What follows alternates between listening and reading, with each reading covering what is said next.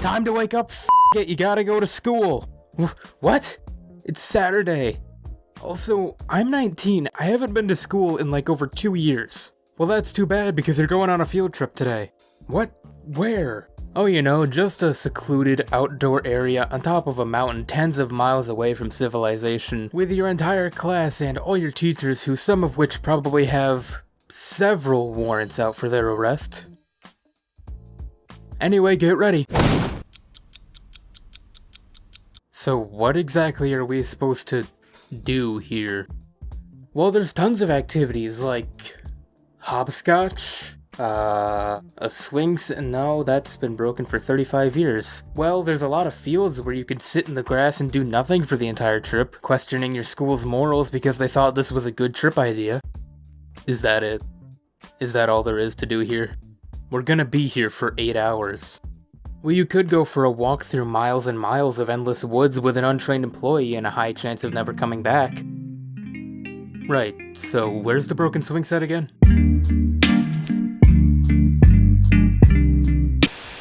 So as you could probably tell by that intro and the title of the video, today I'm going to be talking about the time my entire 4th grade class got lost in the middle of the woods on a field trip. So every year towards the final few days of school, our entire elementary school would go to this park area on top of pretty much a mountain. I'm trying my best to not say the actual name of the place, so for now we'll just call it Square Bottom. I promise if you knew the name of the place, that joke would make sense. And no, that isn't a reference to SpongeBob, it's just a very confusing coincidence. The trip from our school to Square Bottom was about 45 minutes, and spending that long on a bus full of 9-year-olds going up a mountain can lead to some complications. A girl in my class named Sam got car sick, or bus sick. Whatever, she got sick. But since we were on a very strict schedule, we couldn't stop to handle the situation. I was just hoping that we could make it to Square Bottom before the cereal that Sam had for breakfast decides to make a cameo on our trip. I just closed my eyes and tried to keep my mind distracted with other things. But when we got to the entrance of the park, I guess the sickness decided to come back in full force, and she told our teacher. Yes, we only had one teacher on the bus with like 35 4th graders. She told our teacher that she was about to throw up, and unless she wanted to cause a widespread epidemic throughout the bus, she needed to get off and go throw up in the woods or something. While Sam was telling her this, one employee came onto the bus to escort us off, and my teacher informed this poor man of our current dilemma. I feel really bad for the employee because he was only like 19, and it looked like he only got a job there because nobody else was hiring, and he really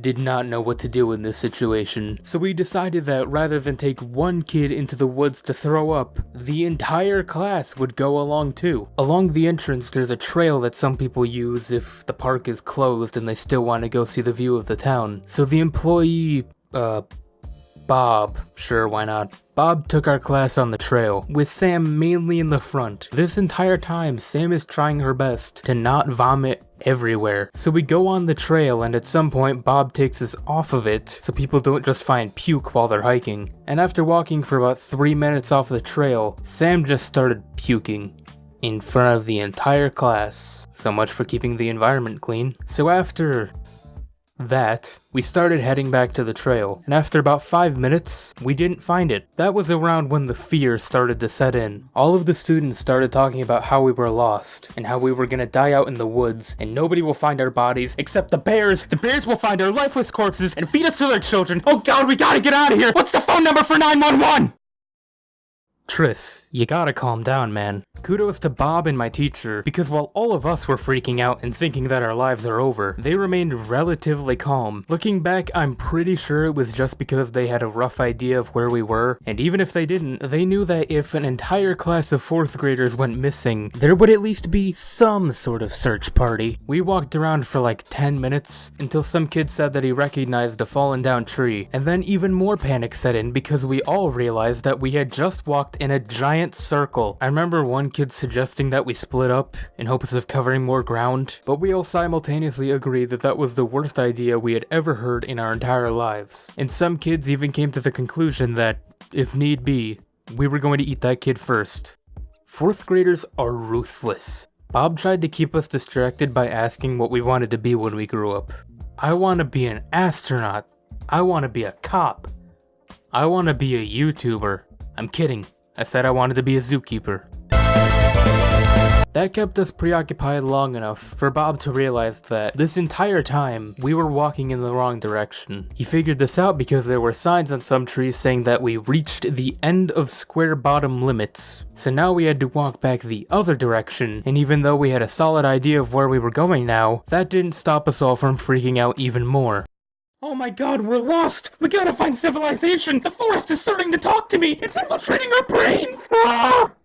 Sorry to spoil it, but nobody died. In fact, after that, nothing really exciting happened. We found the trail after walking for like 10 more minutes, went back to the entrance, and went inside the park like normal. Also, nobody noticed we were gone. Not a single person. So much for that search party we were confident about. When we got inside the park, the entire class just joined the other students like nothing happened. When you're younger, you don't ever really get the full grasp of what's going on in your life. We could have very easily all died out in the woods, or at least one of us could have. But once you're out of the predicament, you pretty much move on immediately. I had actually completely forgotten about this until recently. I'm not sure if you noticed during the video, but I didn't really do anything while we were lost. I was just kind of there, so it wasn't as much of a traumatic moment for me.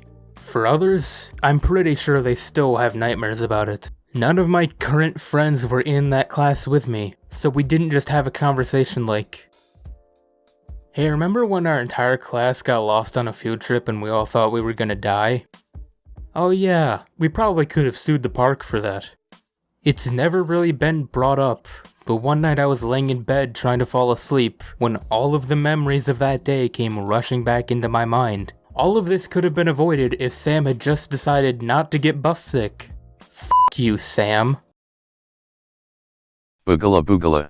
So I forgot to record the commentary for this explanation part, but basically the story part of the video is over. The rest of the video is just me talking for like 3 minutes about updates and stuff. If you don't want to listen to that, I completely understand. Just click off now. I promise nothing else exciting happens. Okay, thanks for watching, bye.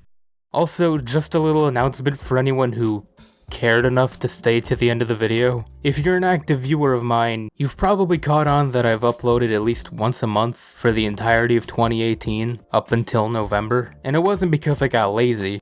Okay, that wasn't the main reason. When I was writing the script for what was supposed to be November's video, I kind of had a mental breakdown at 4 in the morning because I couldn't really make the video topic entertaining enough for an actual video, so I just scrapped the entire thing along with all the other video ideas I had. I wouldn't consider it a burnout because I still really wanted to make the videos, but I just had no way of making the topics interesting. I also wouldn't consider it a midlife crisis because I've had like 3 of those since I started making videos. From making Minecraft videos to trying to upload weekly at the start of the year and going through so many character designs. By the way, subscribe to my friend Zach because he made the character stills I use and makes a lot of my thumbnails. Being an independent artist sucks, so subscribe to him. Also, I have a Twitter. You should follow me on there.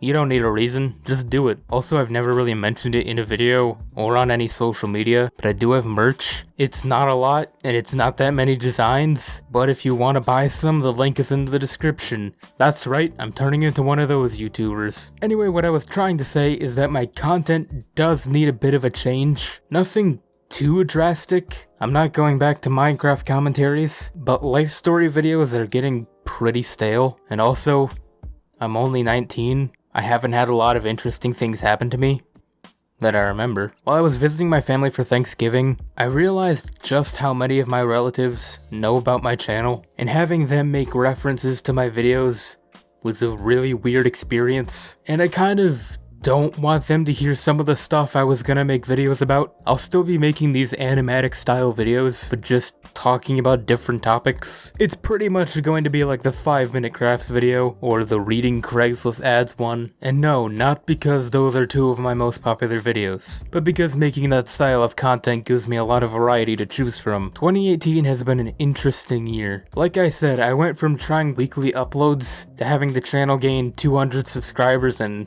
under a month month. It's completely different from what I expected, and I wanted to say thanks. I know I'm pretty much rambling at this point, but it's my channel, so f you. If for some reason you're still listening, thanks for watching, I guess. I know this wasn't the most entertaining video I've made, but I needed to announce this stuff before there's a public outcry. As if anyone cares. Sorry this video took so long to make. Videos are hard to make. And if you're still listening, welcome to the 1% of audience retention. Thanks for listening to me yell into a microphone for like 5 minutes. Okay, bye.